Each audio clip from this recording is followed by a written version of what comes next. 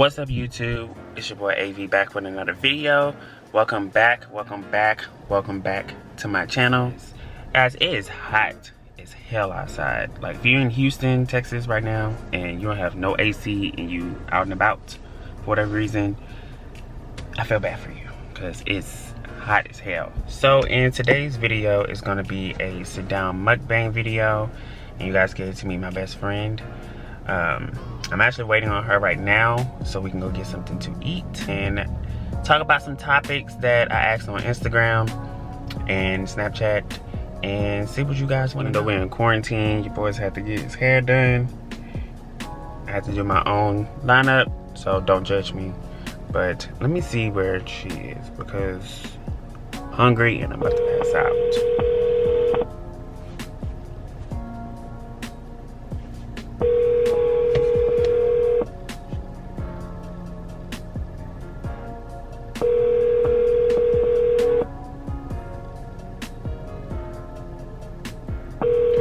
Why isn't the phone being answered? Guess who's calling back?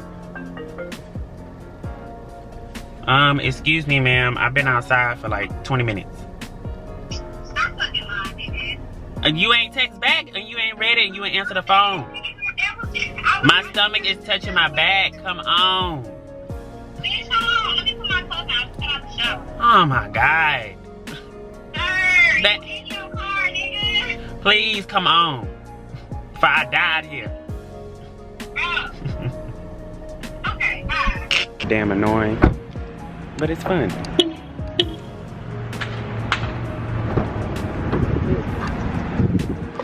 Oh my gosh. It's hot. All that motherfucking complaining, bitch. You in your motherfucking car, hoe. Say hello to the people. Hey. Alright, you guys, so I'm definitely This not gonna is- eat all this food, so throwing it out there. this is my best friend, Jatu. And Hey, you guys guys. seen her on the last vlog if you guys watched it. If not, go back and watch it. Alright. She has another degree, y'all. If you I can see the balloons do. in the back, but- So, you know, congrats on that. Price one up, put some respect on her name. You know what I'm talking about? And this is yours. That's not yours. You know, Oh, that's you talking the- right? Yeah, I'm like, bitch, is this thing right? So that's some hibachi steak and vegetables. And I got fried rice. She got steamed rice. Steamed rice and this onion soup. So we have some topics that we asked on Instagram and Snapchat to see what you guys want to know. See what we gonna answer, what we not gonna answer. Because Right. people don't know how to give ideas. Y'all be wildin'. Right, so the first topic is, how do you feel about social media? Sometimes it can be a whole different world. I mean, social media is like you can pretty much be anybody you want to be, even if it's not yourself.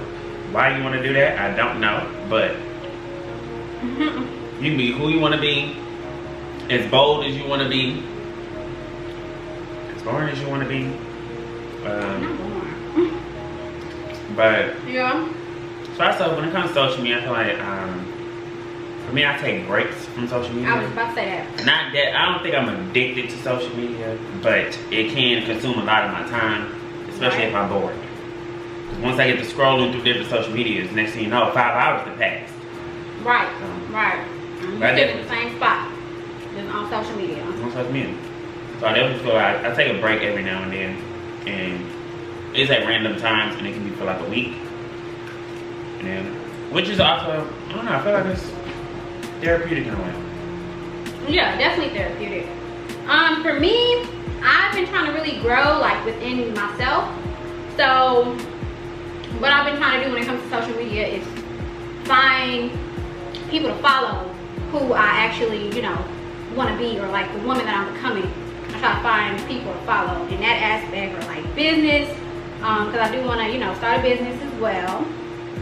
But I definitely feel like, you know, a break from social media is definitely needed, because it's a lot on there, and depending on, you know, who you follow or what you follow, it can be, you know, it can kind of affect you mentally as well.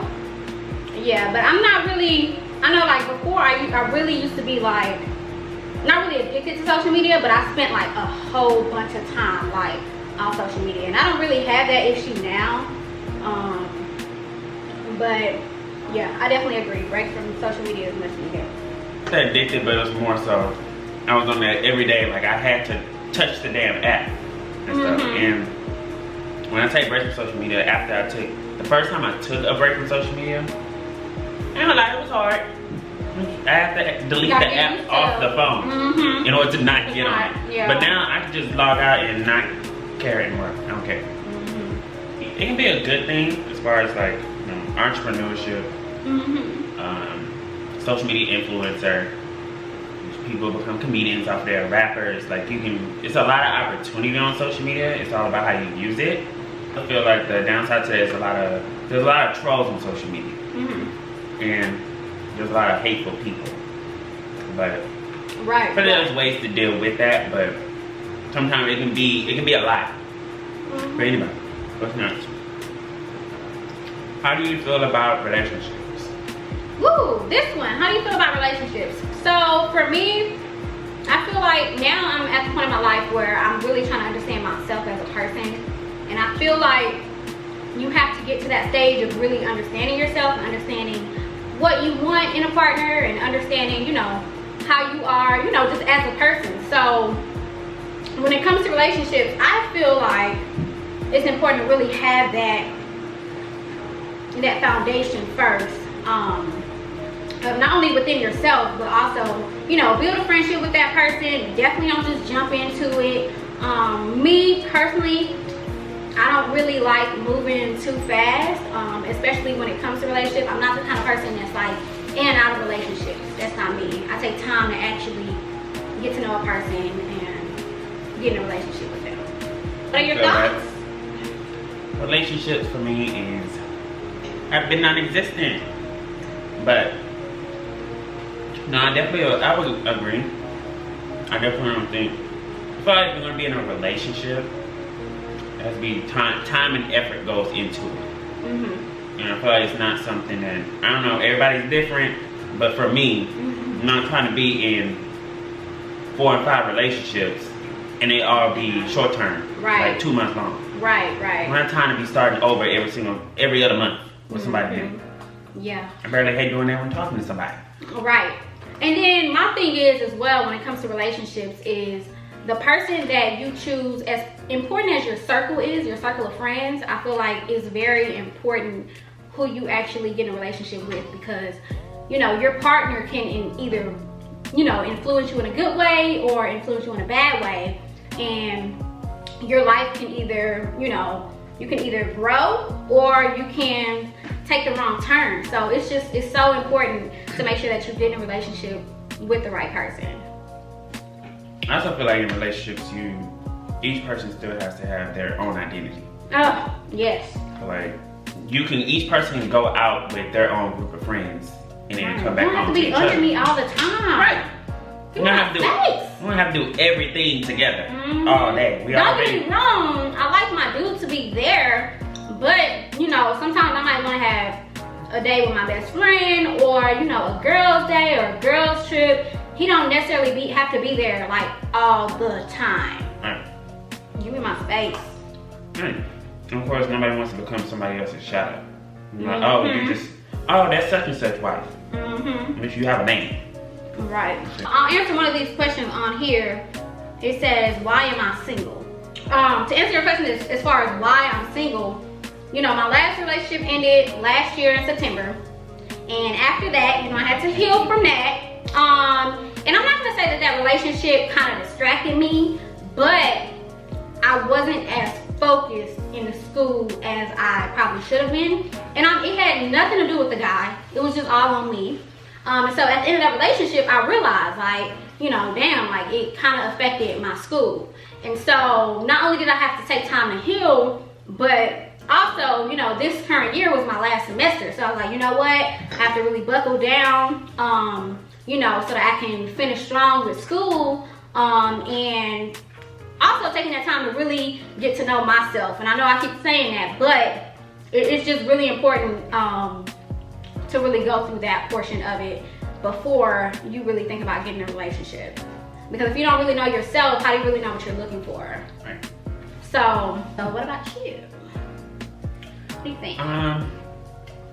So I feel like the reason why I'm single is more so of I haven't been putting myself out there and actually talking to people to even attempt to be in a relationship with somebody. So that's a big part of it. I mean, that's the main thing. Right. So right. So do you feel like you're ready now for a relationship? Percentage-wise, I'll say 80%. Okay. I'll say 80% ready. Because I haven't did it for so long. Did it as I'm talking to somebody. Right. I did it as but I haven't talked to somebody or put myself out there, and lately, I have been. So. Okay. Yeah. Okay. For me, I would say I kind of think I'm ready. Maybe probably 90%, and I don't feel like you necessarily have to be to 100 before you just, try to get in a relationship. But right. I do feel like I'm ready now, but I feel like I'm different than the person I was before. So my standards have changed, what I'm looking for has changed, my expectations have changed. So yeah, I feel like I'm ready for a relationship now, but it's still gonna take time for me to, get to know that person. Since somebody wants to know, how come only thugs get love? So I wasn't sure if I wasn't sure if I wanted to answer this question because I didn't know how to address it. But for me, I feel like it's a growing thing. Because in high school, like that's who I was. Like I love hood niggas, like that's what I was attracted to, and that's who was attracted to me. But now that I'm older and I know kind of where I'm going in life, again, it brings us back to what I just talked about, like what I want in a guy has changed. So before, I would say like the whole thugs and dating a thug, it was exciting because you never knew like what to expect. And it was exciting. Shit, I was young, it was exciting. But now that you get older, you now start to look for husband qualities. Like, okay, yeah, it's exciting, but can I really see myself with this person long term? So I really think that question kind of varies for female to female and where they are in life. Because how thug we talking? Right, are we talking like hood? Are we talking about just dibble and dabble, here and there? Or are we talking about on the block, slaying, selling dope, all that? Right. Let me tell you, I've had a lot of experiences with hood niggas or thugs or whatever. And now I get older and I'm looking back, I'm like, yeah, that's definitely not what I want. So yeah.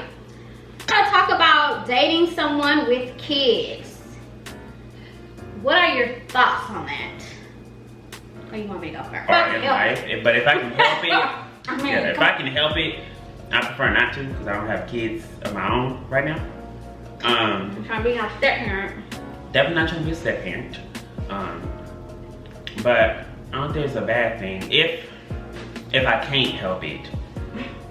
Then if it's one kid, that's what I was about to ask you. How many? If it's one kid, I feel like I can do it if I can't help it.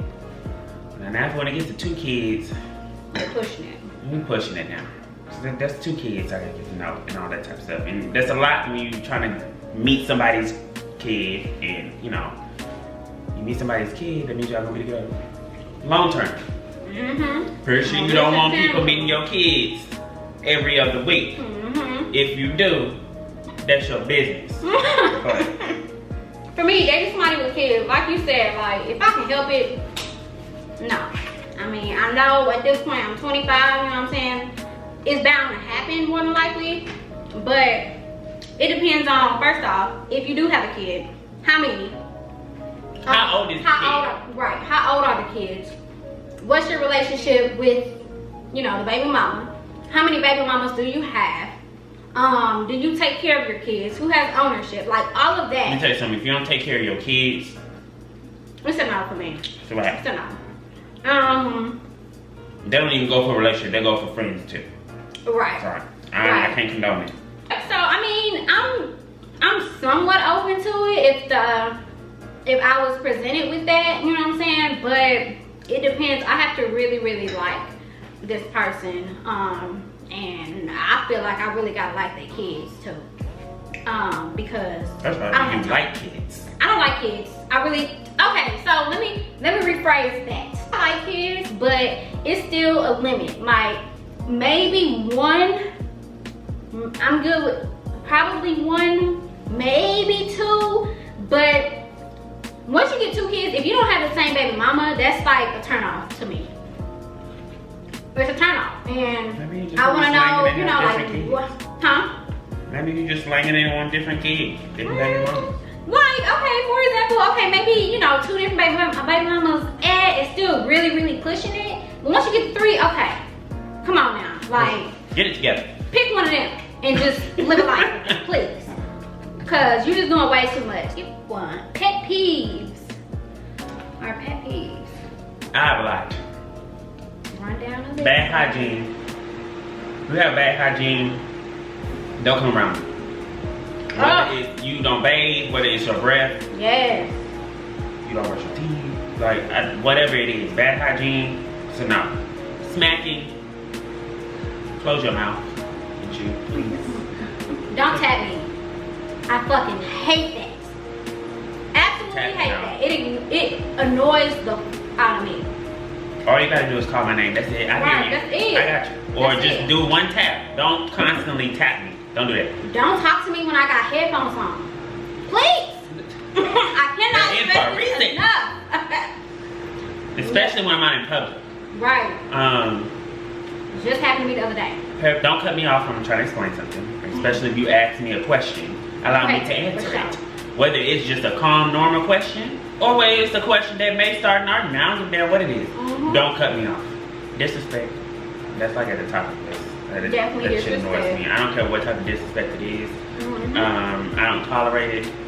And that's the thing about it, because when it comes to disrespect, I'm very clear in relationships specifically. When it comes to my expectations, or, you know, like me, I feel like trust and communication are the 2 top things. And so I try to build, you know, that's why I feel like friendship is so important in a relationship too, because I try to build that friendship to where me and my dude can talk about anything. So, you know, with that being said, yes. If there's disrespect before the relationship, it's a no-go. There's gonna be disrespect in the relationship. Right. Right. Speak the signs, speak the signs. Signs of toxic relationship. I can go all day long about pet peeves, honestly. Can opposite sex be friends or best friends without sex? Without sex. Yeah, so for this one, I mean, we live in proof. This is literally my best friend. Like, nothing has ever happened sexual. Like, we are literally best friends. Like, for what? A little over 10 years? Yes. Yeah. A little over a decade. You know, we rocking in a, well, I know that's one of our questions, so